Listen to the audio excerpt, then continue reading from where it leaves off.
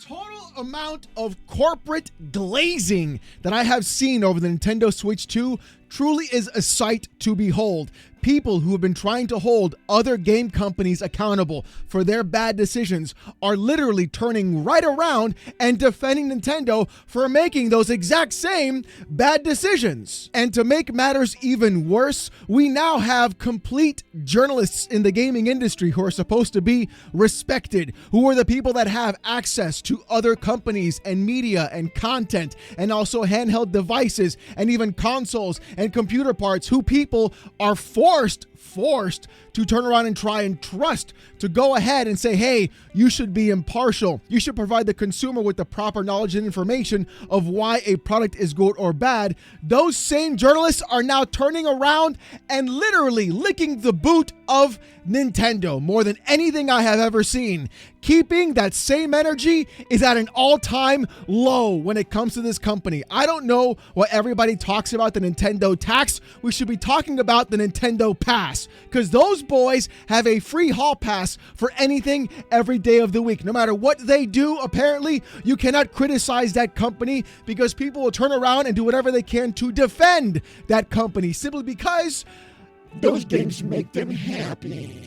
The amount of power that nostalgia holds over actual gamers truly is a sight to behold. And seeing Nintendo wield that power like the sword of Damocles over everybody's head, trying to go ahead and say, hey, if you don't do what we say, we're going to break your console. If you don't like what we have to give you, then you're not going to get the game at all. Oh, you want to actually own the products that you're buying? I don't think so, little Timmy. Sucks to be you. But see, here we've got some things happening because apparently there's a resistance happening in the internet and the gaming space against Nintendo, and I am absolutely here for it. And watching Nintendo walk around completely full of hubris, acting like they are the best thing in video games, simply because every single dummy with a 70 IQ is going around and gassing them up consistently, is going to go ahead and hurt the gaming industry as a whole. And we're going to talk about that today, because not only is it happening from the actual consumers, it's now happening at a journalistic level as well. And really, it's going to get even worse. But it's going to get worse before it gets better, because according to Culture Crave, it turns out that the Russian Switch 2 hacker says he is not afraid of Nintendo. Quote, I didn't sign any NDAs. I bought this with my money. I didn't steal it or something like that. Also, Nintendo is from Japan. They don't have any official shops in Russia. They don't have any jurisdiction in Russia. Via at Kotaku. Woo! That's my man right there. Straight up. Everybody talks about, oh, you're going to get hit by the Nintendo ninjas. The lawyers are going to get you. Russia is an entire different ballpark, my boy. That country does whatever they want, whenever they want, however they want, especially in the gaming space, and especially when it comes to video games. Valve was called crazy trying to go ahead and break into that market, and literally the only reason they broke in and did well is because they understand why piracy is a factor and an issue. It's not a price problem, it's a service problem. If it's easier and more efficient to just simply pirate your product than it is to buy your game, what was that? Than it is to buy your game, they're going to choose to pirate it instead. And in Russia, that's going to be a big factor for Nintendo specifically. And on top of that, a lot of the jurisdiction in Russia and a lot of the laws are pretty much whatever the hell they want them to be. So I don't know what Nintendo's going to do there. But the thing is, it gets even crazier, because it turns out that not only are Switch 2s out in the wild, but people are now trying to hack the Switch 2. And when you hear what people are saying, I hope you're ready to laugh. An average gamer-N said this: update, the Switch 2 is unhackable right now. Scanning the chip bricks it to voltage detection. Once it bricks, Nintendo calls you and demands a fee. Refuse to pay? See you in small claims court, skull emoji. Nintendo is not playing around. Do not try to hack this console.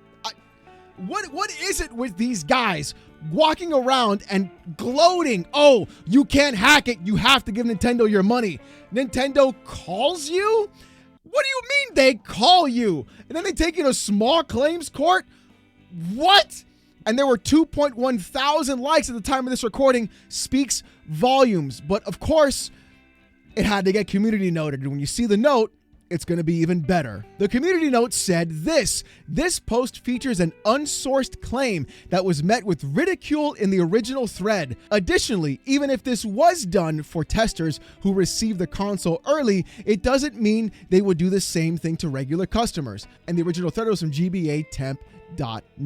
Now here's the thing, I went ahead and I wanted to pull exactly what was said in GBAtemp.net because that has been the place where people have gone to in terms of modding, right to repair, even hacking, or even soft modding a lot of consoles specifically. And really, you should have access to do that. Right to repair is a literal right. You bought the product, it is your product. You should have the right to modify that product in whatever way you see fit because you already gave that company your money. Anyone going around and celebrating the fact that Nintendo can brick your console, will take you to small claims court, will call you on the phone, is a pure bona fide simp. S to the I to the M to the P at the maximum level. If you've already given the company the money, they shouldn't have control of the product because you don't have control of your money once you've given it to them. They should have control of the product once they've given it to you. That's how the transaction works. Okay? But of course, let's see what this post in fact actually said. Some hackers got their hands on a Switch 2. The MIG switch tested and it immediately locks out the Switch 2, turning it into a brick and ending up boot looping. Testers that prod flash the storage of the ROM chip,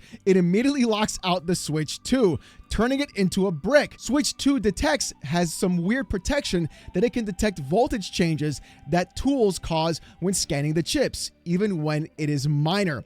Unless an exploit is found and doesn't result into a brick when implemented, it won't happen in a long time. I know 3 testers that were working on hardware and software modding and know what they were doing. Just find that any work immediately bricks it, and Nintendo gave a troubleshooting step to reload the firmware from SD card, but it's stuck in boot looping. In the end, it had to return to Nintendo and they no longer allowed to be testers and had to pay for the console. Otherwise, it will go to small claims court as it has some form of internal reporting that unauthorized use was made. Apparently, another tester had an early access to a game and it crashed and rebooted, but no longer worked until a reinstall of the firmware, so it may be a sign that the exploit that triggers a reboot to run unsigned code is out of questions, as the firmware will refuse to run and needs a clean firmware. Also, FYI, reinstalling firmware from the SD card is not offline. It is a generic app that only connects to Nintendo's server to get the latest firmware, meaning it doesn't allow to install specific firmware version and no longer can be used as a workaround. Best bet is hope for an emulator and a way to dump Switch 2 ROMs. Now look, if you heard everything I said as I read this post word for word, or you were reading it yourself, you thought to yourself, hey, that broken English sure sounds great to me. On top of that, just a lot of mumbo jumbo gobbledygook of things you just heard other people say in the modding scene being slapped together back to back. My personal favorite is, testers that prod the flash storage of the ROM chip, it immediately locks out the Switch 2. Yes, literally, this guy just heard that being said by other modders and was like, I bet this is going to sound really legit if I type it all together and put it in a sentence.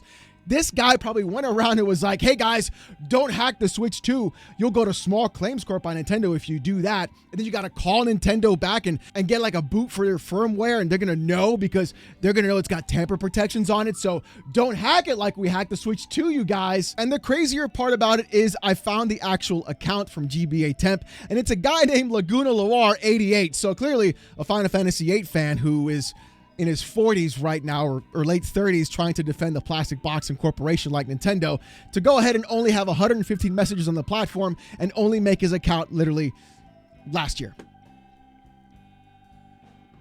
Thank you. Come again. Yes. Like, come on. What are we doing here, bro?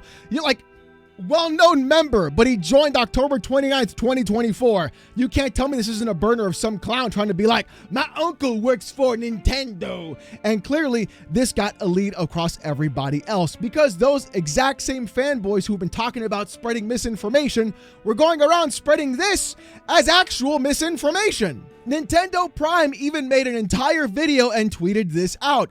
Nintendo has reportedly made the Switch 2 near impossible to hack. More here at his YouTube channel. No, it's not impossible and will be hacked one day, but it's nasty business right now. I bet he had the biggest smile on his face when he heard that news. Heh, those terrible PC gamers won't be able to go ahead and hack my precious Nintendo Switch 2. What a glorious day. No emulators, no game leaks, nobody going around and playing a game before me, who has the privilege of giving Nintendo my hard-earned money in order to go ahead and play a video game. But the better part is this amazing response by Modern Vintage Gamer. Respectfully, you have no idea what you're talking about. Oh, God, yes! God, it feels so good. The vindication, the truthfulness finally coming out, and people understanding that, hey, maybe going around and letting Nintendo brick consoles or fight copy protection or go ahead and say, hey, you can't hack your system, truly is one of the worst things to actually do. On top of that, though, Nintendo Prime got so much flack for this, he had to make a rebuttal video and responding to the fact that he ran with misinformation and had to apologize directly simply because he was so excited about the Nintendo Switch 2 possibly being unhackable. That's what happens, my boy, when you run off the mouth and you think that immediately you're the one who's going to go ahead and stick it to the PC gamers and everybody else trying to hack your precious Nintendo Switch 2. That's not going to happen now, is it? And I can bet dollars to donuts at some point quicker than you can blink, that console will in fact be hacked. An emulator will be put out and it'll be online. And we're going to repeat the same process again and again and again. But you see, the defense for the Nintendo Switch 2 doesn't stop there. Not only do we have YouTubers completely simping for this console, we now have journalists doing the exact same thing, because last week I reported, I'm a reporter now, journalism, that the Nintendo Switch 2 requires a day one patch, which honestly is absolute bullshit. If I'm buying a product physically, it should already be physically done on the box or in the console. I shouldn't have to connect to the internet for you to check or give me a patch for it to work correctly. Because if you own the $500 that I gave you, then I should own the product that is worth those $500 for myself. You shouldn't be able to put your little grubby little fingers inside of it anymore. But here's what we had to see from journalists, by the way. Actual video game journalists who command or demand respect, but clearly don't get it. Christopher Cockeyed Dring said this on Twitter. Apparently, some internet people are mad that the Switch 2 requires a day one patch to work, which means they need the internet. Sure, 100% of Switch 2 buyers have access to the internet, but that's besides the point. Don't tell them they need to charge the console too. Oh, yes! Oh my God, you guys! Look, listen, just because we live in the internet age of things doesn't mean that I should have the internet in every single thing that I buy. I don't need the internet in my washing machine. I don't need it in my dishwasher. I don't need it in my thermostat. Stop putting the internet in everything. There's an internet inside of a hairdryer, of a toothbrush, of a hair comb. Stop doing it. It's unnecessary. It doesn't make any sense. The problem with your concept, Dring, is literally this. People do not own a physical product anymore. Just because everybody has the internet who's going to buy that product doesn't mean I should need the internet for it to properly function. If I'm going to go ahead and give a company $500 or $80 for a video game and I get it physically in my hand as a literal thing, I should not need the internet to go ahead and have that product actually work, because they're trying to make sure that I actually bought it. I bought the thing. I gave you the money for thing. Stop treating people like criminals when they're not. That's the entire point people are trying to make. Look, Chris, I get it, right? You're like the last journalist left besides a couple of others, but you're making them look really bad right now. The fact that only Gene Park is one of the few people you can actually trust in video game journalism is not a good thing, my boy. And the crazier part about it is the complete hypocrisy of everything. Because 12 years ago, every single game journalist was lambasting Xbox and Microsoft for requiring an online connection for the Xbox One. And to the letter, To the letter, Nintendo has been pulling the same playbook. There have been jokes that Doug Bowser has gone ahead and pulled the Don Matrick and saying, if you don't like the Switch 2, we have a Switch for you. It's a Switch 1. And everybody's like, oh yeah, totally, bro. I appreciate that. That's great. The honesty. Yet 12 years ago, that exact line caused a $3 trillion company to get lambasted on the internet consistently and lose the console wars over everything in video games. But here you are, well, if you don't have it, you have the internet already. Why are you complaining? And using the most ridiculous thing you could possibly imagine, like, well, you need electricity to charge it too, you know. Yeah, no shit. But if you have a roof over your head, you have electricity. That's the point. Ah! But of course, it gets worse because a reply to Dring was this. Perk Angle. Okay. Never seen so many people bend over backwards for a $1 billion company to be anti-consumer. But fucking sad. And Christopher Dring replies to him saying this, anti-consumer, bloody hell. Tedious humans. You know what, Dring? You're never beating the allegations. You're not. The fact that you're calling people tedious humans for wanting to go ahead and have a company finally do something proper for the consumer to earn their money directly is truly sickening to me. You know what you remind me of? Yeah, actually, you know what? This is exactly who you remind me of. Let me just go ahead and pull that out. You remind me of that roach guy from Men in Black 1 that had to wear the bodysuit that was never aligned properly, so everything always looked off when you saw him. That's who you are, my dude, talking about tedious humans and quoting anti-consumer and saying bloody hell.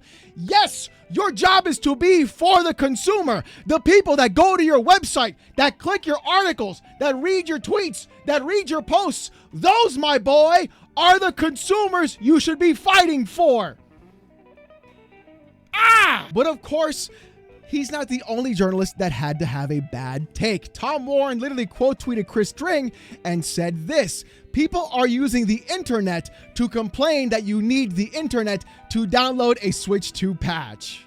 Before we get into what Tom Warren said, here's what Colt Eastwood in fact actually replied to Tom, saying this: it's a portable console. It would be nice to set up and play after you get it from the store and not hotspot or get home and connect to Wi-Fi. Xbox needs to also allow playing out of the box, but that console is set up at home because it's plugged in.